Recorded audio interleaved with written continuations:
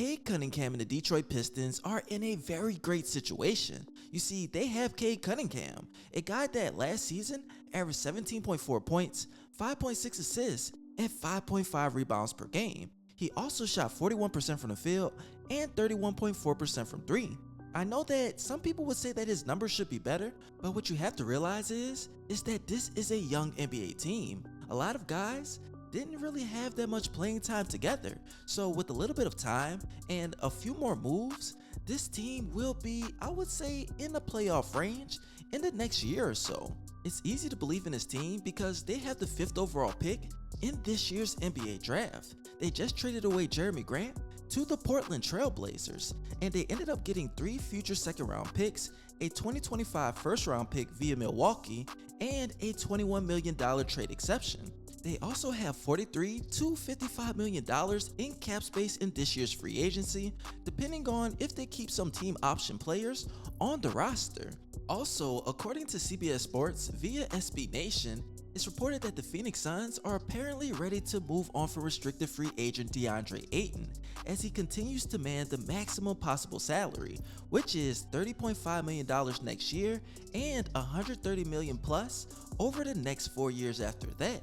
And the Detroit Pistons have suddenly cleared up all of that cap space. They've been interested in Deandre Ayton for months, according to insiders, and now they've got financial freedom to simply sign him outright. This has to be something terrifying for the Phoenix Suns, yet for the Detroit Pistons, this is an absolute game changer. Just last season, Ayton averaged 17.2 points, 10.2 rebounds, and 1.4 assists per game, while shooting 63.4% from the field and 36.8% from three-point range. He can be a defensive anchor, their main center, since Ben Wallace was their featured center that won them an NBA championship. Ayton would be dangerous just by setting screens and being a threat in the pick and roll situation. I mean, him with Cade Cunningham would be a match made in heaven, but most importantly, with that 5th overall pick, I believe that Jaden Ivey will not be on the board. I know that a lot of people are high on Benedict Mathurin, but who I love to pair with DeAndre Ayton and Cade Cunningham is Johnny Davis out of Wisconsin. He's a guy that's a solid scorer off the dribble, a decent shooter, especially in the mid-range. He excels at scoring on off-ball motion plays and can post up smaller defenders. Last but not least, he's a solid defender, athlete, and a very good rebounder for his size. Most importantly, he ended up going against Purdue, which featured Jaden Ivey, and he scored 37 points and 14 rebounds. So that's something to take notice. Whenever you beat your competition and they get selected before you in the NBA draft, I believe that's something that he will take personally. But what the Detroit Pistons have to do is make sure that they acknowledge every single player on the board. Now, if you guys have suggestions, let me know in the comment section who you think that they should take with this 5th overall pick.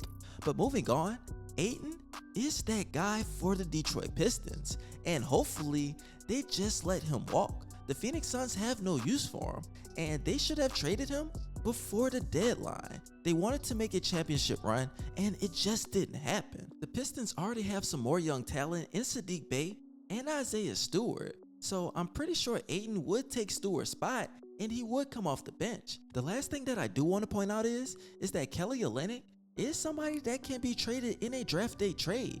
Corey Joseph and all of these other guys have team options for this year and the season after.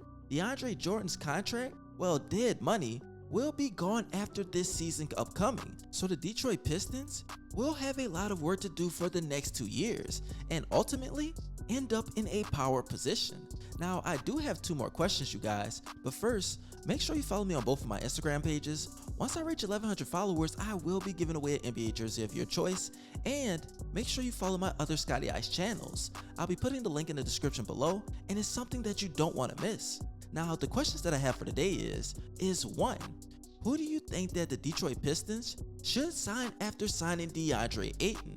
They have players like Zach LaVine, Miles Bridges, and even Jalen Brunson, but I want to see them get some rotational pieces. PJ Tucker will be on the market, and I know he doesn't fit with the timeline, but he can mentor some of these younger guys. There's Gary Harris, Derrick Jones Jr., and they can help you on the defensive end, something that the Detroit Pistons would want to help create an identity with.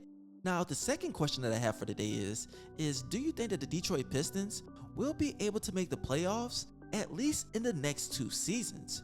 For me, I believe so. If you add Deandre Ayton, he already has been to an NBA Finals. He was one of the main players to be the reason why they got there. He did put up some great numbers in this NBA playoff run, but he didn't even play that much in that Game 7 against the Dallas Mavericks. So is it really his fault? Now, I appreciate all you guys loving your support. Don't forget to smash that like button, smash that subscribe button, and as always, this your boy ScottyIce, aka Baby Bron, and you already know, I'm out.